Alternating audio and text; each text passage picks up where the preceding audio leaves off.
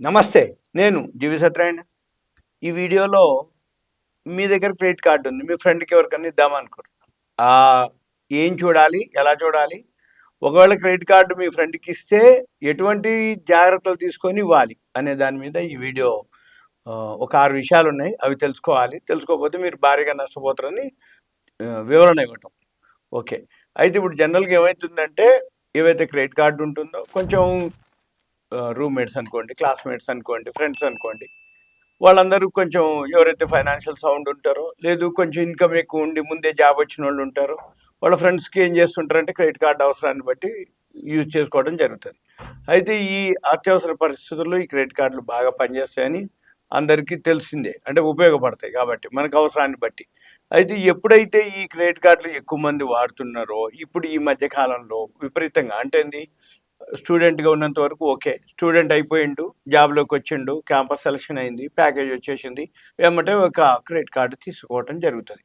ఎప్పుడైతే ఈ credit card తీసుకుంటారో దాని వినియోగం పెరగటం జరిగింది. దీనితోటి ఏదైతే బ్యాంకులనుకోండి, బ్యాంకింగ్ సంబంధించినటువంటి ఫైనాన్షియల్ ఇన్‌స్టిట్యూషన్స్ అనుకోండి, వాటికి సంబంధించి ఏవైతే లింకులున్నాయో అవన్నీ కూడా మీకిప్పుడు క్రెడిట్ కార్డులు ఇష్యూ చేయటం జరుగుతుంది. ఎప్పుడైతే ఈ క్రెడిట్ కార్డులు ఇష్యూ చేస్తున్నారో దానికి సంబంధించి ఏవైతే నియమ నిబంధనలు గూడా ఉల్లంఘనగా పరిగణించడం జరుగుతుంది. ఇవన్నీ ఎలా ఏంటిదని చూద్దాం. అయితే మనం జనరల్‌గా ఏందంటే క్రెడిట్ కార్డు లిమిట్స్ అయిపోవటం, లేకపోతే క్రెడిట్ కార్డు తీసుకోకపోవటం అంటే ఇంకా ఉన్న రూమ్‌మేట్స్‌లో, ఫ్రెండ్స్‌లో కొంతమందికి జాబ్ రాకపోవటం, లేకపోతే వచ్చిన ఆయనకి కొంచెం ఏం చేస్తాడు వాళ్ళ ఫ్రెండ్‌కి ఇవ్వటం ఇచ్చేస్తాడు. ఇచ్చేటప్పుడు మాత్రం చాలా జాగ్రత్తగా ఉండాలనేది ఇప్పుడు దీని ఉద్దేశ్యం. అయితే మనం మంచి ఉద్దేశంతోటే క్రెడిట్ కార్డు వాళ్ళకి ఇవ్వటం జరుగుతది. అయితే అతను దాన్ని గనక అవసరమై వాడుకుంటే ఓకే. అవసరం గాకుండా దాన్ని ఎక్కువ వాడుకోవటం గానీ, లేకపోతే ఆయన ఇంకేదన్నా వేరే మిస్‌యూజ్ చేయటం గానీ జరిగినప్పుడు ఆర్థికంగా గానీ, చట్టపరమైనటువంటి ఇబ్బందులన్నీ గూడా ఎదుర్కోవాల్సి వస్తుంది. అయితే ఈ క్రమంలో ఈ క్రెడిట్ కార్డ్ ఎవరికైతే ఇస్తామో ఫ్రెండ్‌కి గానీ ఎవరైనా కొన్ని గుర్తుపెట్టుకోవాల్సిన అంశాలివి. ఏంటివి? ఎవరైతే క్రెడిట్ కార్డ్‌ని ఎవరికైతే ఇస్తారో అవన్నీ గూడా చట్టబద్ధంగానే ఉంటాయి. ఏది జరిగినటువంటి డీలింగ్స్ అన్నీ గూడా.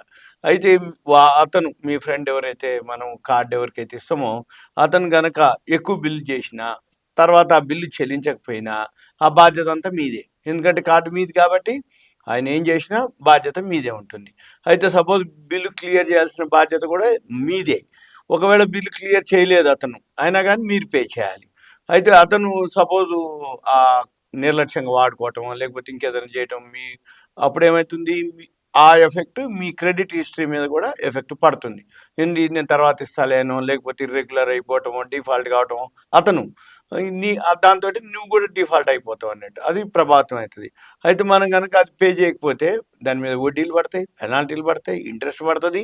దీంతోటి క్రెడిట్ స్కోర్ మీద కూడా మనకి దాని మీద ప్రభావం కూడా పడతది. అంటే ఏంది టైంకి గనక మనం పే చేయకపోతే అతను చేసినా చేయకపోయినా మనం పే చేయాలి. కార్డ్ మనది కాబట్టి. ఎందుకంటే క్రెడిట్ స్కోర్ పడిపోతది కాబట్టి. అందుకని మనం ఏం చేయాలి ఇటువంటివన్నీ కూడా మనం మళ్ళీ అనవసరంగా అవన్నీ మనం ఫేస్ చేయాల్సి ఉంటుంది. తర్వాత సపోజు సాంకేతికంగా అంటే ఏంది అతను కార్డ్ ఇచ్చేసినావు. ఇచ్చేసి అతడు సపోజ్ ఏదన్నా జరిగిందనుకోండి. ఆ విషయంలో ఎంక్వైరీలు జరుగుతాయి. అప్పుడు కూడా మీ కిందకే వస్తాయి అవి.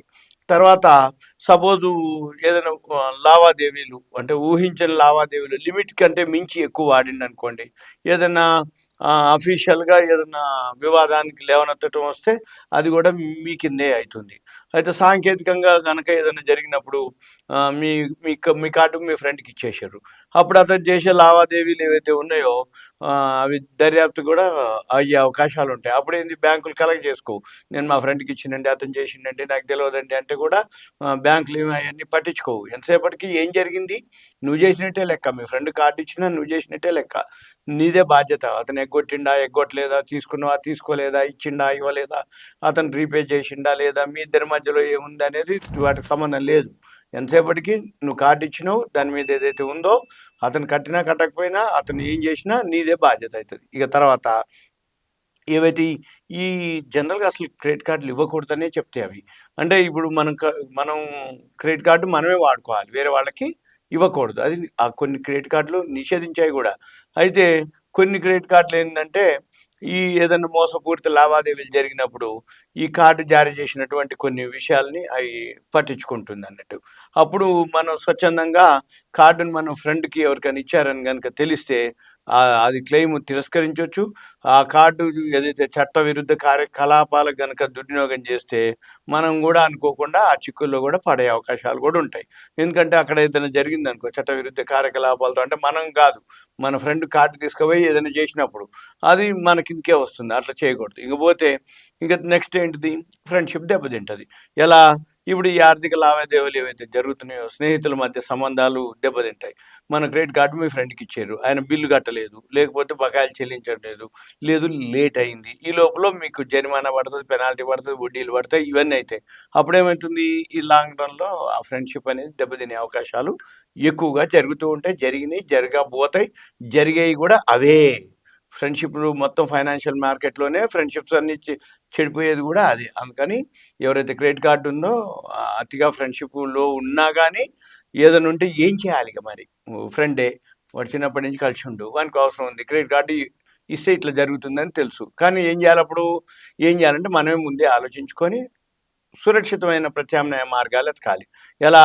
సపోజ్ వాడికి ఏదన్నా ఉంది అనుకో, మీరే చేసుకొని ఎంతో కొంత అడ్జస్ట్ చేసి ఇచ్చేదానికి ప్రయత్నం చేయాలి కార్డ్ ఇవ్వకుండా. అదొకటి. రెండోది ఈ అవసరమైనటువంటి లిమిట్‌లోనే మనం తీసుకొని ఆ డిజిటల్ గానీ, ఆ వాలెట్ గానీ, యూపీఐ ద్వారా గానీ ఏదైనా ఉంటే మనం ట్రాన్స్‌ఫర్ చేయాలి ఫండ్‌ని. అంతే తప్ప మనం కార్డ్ వానికి ఇచ్చేస్తే అదయిపోద్ది. నెక్స్టు అతనికి ఎప్పుడు కూడా కంటిన్యూగా మనం ఆర్థిక సహాయం గానీ అవసరమైతే అప్పుడు జరుగుతూ ఉన్నాయి అనుకోండి మాటికి అవసరం పడుతుంది. అప్పుడేం చేయాలి? నువ్వే ఇంకో కొత్త క్రెడిట్ కార్డ్ తీసుకో, నీ పేరు మీదనే తీసుకో అని చెప్పేసి వాళ్ళకి అడ్జస్ట్ చేయటం, తీపిచ్చుకోవటం అలా చేయాలి. అంతే తప్ప మన కార్డుని మనం ఇయ్యకూడదు. ఎందుకంటే అతని సొంత క్రెడిట్ కార్డ్ ఉందనుకో, ఆయనే తిప్పలు పడతాడు. ఏదైనా ఉంటే ఫైనాన్షియల్ కొంచెం అడ్జస్ట్ చేయటం అనేది ఉత్తమం అనమాట. అది మనం మార్గనిర్దేశం చేయాలి. తర్వాత మనం కార్డు ఎవరికైతే ఇయ్యాలనుకున్నామో 1కి 10 సార్లు ఆలోచించుకోవాలి. ఎందుకంటే ఏదైనా జరిగితే ఆర్థిక, వ్యక్తిగత నష్టాలు ఏదైతే జరిగినప్పుడు ఆ క్రెడిట్ స్కోర్ మొత్తం పోతుంది. అంటే నీ క్రెడిట్ స్కోర్ ఏదైతే ఉందో అది దెబ్బతినే అవకాశాలుంది. ఆర్థిక పరిస్థితులు ఇవి పేమెంట్ చేయకపోతే మళ్ళీ నువ్వు పే చేయాల్సొస్తది. ఇయన్నీ కూడా ప్రభావితం అయితాయనమాట.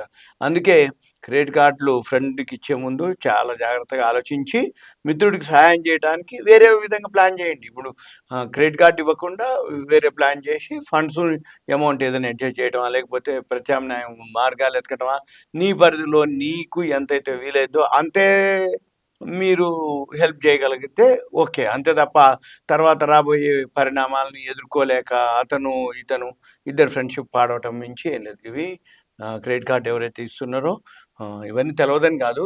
అందరికీ ఐడియా ఉంటుంది. కాకపోతే మళ్ళొకసారి మీకు అవేర్‌నెస్ కోసం ఇన్ఫర్మేషన్ మాత్రమే. ఓకే. Thank you. సెలవు.